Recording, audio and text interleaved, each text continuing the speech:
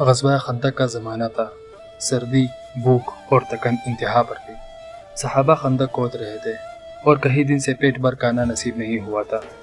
حضرت جابر رضی اللہ تعالیٰ عنہ نے دیکھا کہ رسول اکرم صلی اللہ علیہ وآلہ وسلم بھی بھوک کی شدت سے متاثر ہے۔ یہ منظر ان کے دل پر بہت بھاری گزرا۔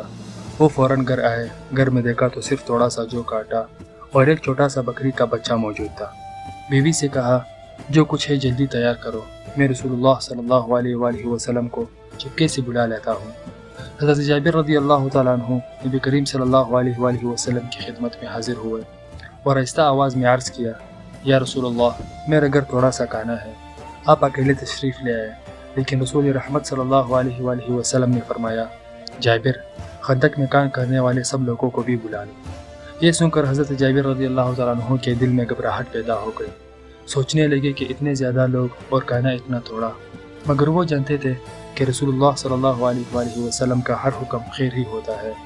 نبی کریم صلی اللہ علیہ وآلہ وسلم حضرت جابر رضی اللہ تعالیٰ عنہ کے گھر تشریف لائے اور فرمایا، ہانڈی چولہے سے نہ اتارنا اور آٹے کو ایسے ہی رہنے دینا۔ پھر آپ صلی اللہ علیہ وآلہ وسلم نے ہانڈی اور آٹے پر اپنا مبارک ہاتھ رکھا اور اللہ سے برکت کی دعا فرمائی۔ اس کے بعد لوگ آتے گئے، کہتے گئے، 10، 20، 100، یہاں تک کہ قریب 1000 صحابہ رضی اللہ تعالیٰ عنہ سیر ہو کر چلے گئے، لیکن نہ ہانڈی خالی ہوئی نہ آٹا ختم ہوا۔ حضرت جابر رضی اللہ تعالیٰ عنہ یہ منظر دیکھ کر حیران رہ گئے۔ یہ کھانا نہیں تھا، یہ یقین اور اطاعت کی برکت تھی، اور یہ معجزہ تھا رسول اللہ صلی اللہ علیہ وآلہ وسلم کا۔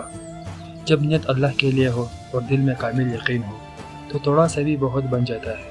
اللہ کی برکت حساب نہیں دیکھتی۔ جزاک اللہ۔